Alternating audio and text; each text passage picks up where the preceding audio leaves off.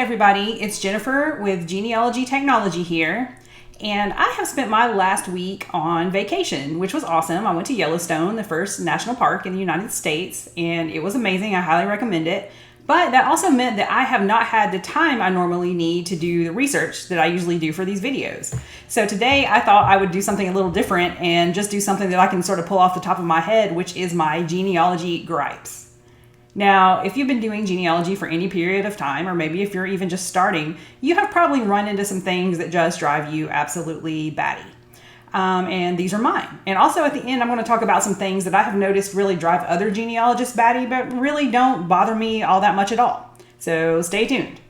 First, something that drives me insane and probably drives everybody insane is missing records. One of the major things, if you're here in the U.S., is the 1890 U.S. Census.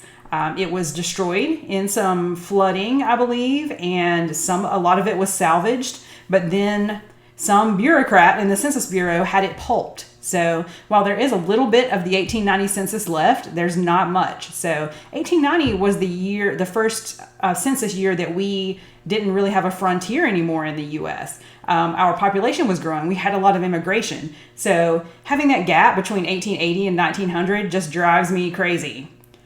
Another way that records go missing is if courthouses, say, burn. Like back in the day, some courthouses were wooden and they would just catch on fire, from misadventure. During the Civil War, a lot of southern courthouses were burned. Sadly, a lot of my relatives are from the South, so I do have to deal with missing records. Another example, just arson. My family is partly from Forsyth County, Georgia, and an arsonist who I have no idea why, maybe he was trying to get rid of his criminal record, he burned the courthouse in the 70s. So that makes me so mad. Like if this guy, these records survived the Civil War and all these years, and then some arsonist comes in and burns everything, drives me absolutely insane. The next thing in genealogy that drives me insane is initials. First of all, there are some census takers who would go around, and I guess their hands were tired, and they would just call everybody by their initials. And as you know, that just makes everything that much harder to try to figure out if this is really great-great-grandpa and great-great-grandma, or it's somebody else that had the exact same initials. Another thing about initials is that sometimes people would switch their initials around.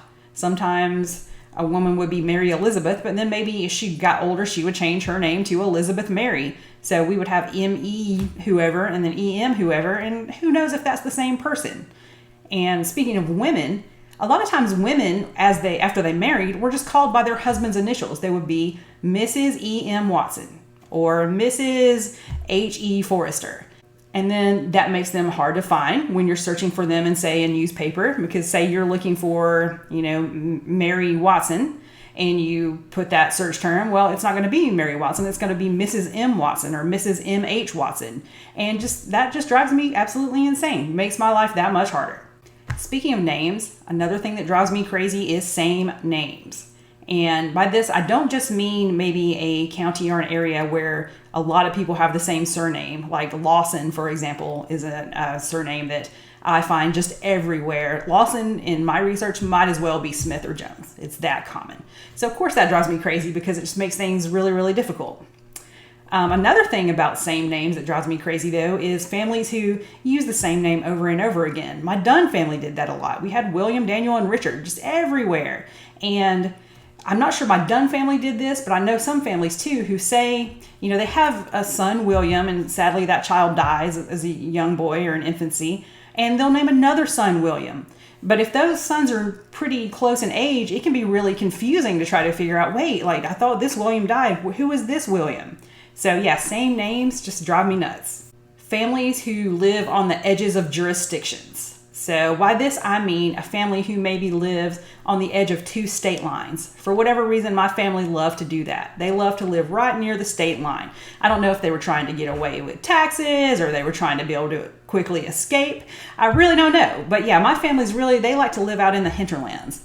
Now for you, this might mean they live on the border of two counties. So they sometimes have records in each county. Maybe they live on the border of two countries. I can't imagine that, especially if the countries spoke different languages as well or had different religions, different types of records. So yeah, any kind of family that lives on a border like that, really you just have, it's good because you have two sets of, places that you can look for records, but it's also bad because you just have double the work to do. And here's one that drives me crazy that I think maybe I'm the only person who feels this way. So this is the controversial one, is lineage societies or familial societies. So this would be the Daughters of the American Revolution, or there's a group for descendants of people who were executed as Salem witches. Now, I mean, that's pretty cool that these people can all come together and things like that. I just don't think they're all that important. And I think this is just from my perspective. Now, I know these groups a lot of times, please don't get me wrong, I know I'm a hate mail for this, but these groups do a lot of things. They do historic preservation, they have programs, they teach history and things like that. I think that's awesome. But I also just don't think that, I didn't fight the Civil War. I didn't fight in the American Revolution. It's just, I happen to be descended from somebody. To me, it's not like just an accident of birth is going to get me into one of these societies. And before you say, oh, well, you're just jealous. Like, no, I'm not jealous. Like, I could be in the DAR or the Daughters of the Confederacy. I'm not going to. I'm not going to bother. But it's just, I don't know. I just think that it's sort of a weird criteria for you to get into an association, and it just, you didn't do anything to do that. You just happen to be a descendant of somebody. Now, with that said, there are some things that I read about in Facebook groups, on blogs and things like that people constantly complain about that don't really bother me at all. And so here are those things. First, it's incorrect information in other people's family trees. Some people will just get a bee in their bonnet about that. Like, oh, that's not who my great-grandfather's mother was. Why does this person have that? And I don't care. To me, it's sort of like, if I'm in a class and I turn in my A paper and I know I've done my research and dotted my I's and crossed my T's, and somebody else turns in a crappy paper they didn't work on, oh, well, that's theirs. That's on them. So for me, I just really don't care. I do get that it's frustrating if you see people copying from that person's tree and this sort of rumor goes around. But it's sort of like my opinion on family societies. What does it really matter? The other thing that doesn't bother me is private family trees. Some people choose to keep their family trees private. If you've done a DNA test with them, say on Ancestry, and you're trying to figure out how you guys are related, well, that can be really frustrating because, hey, I can't see their family tree.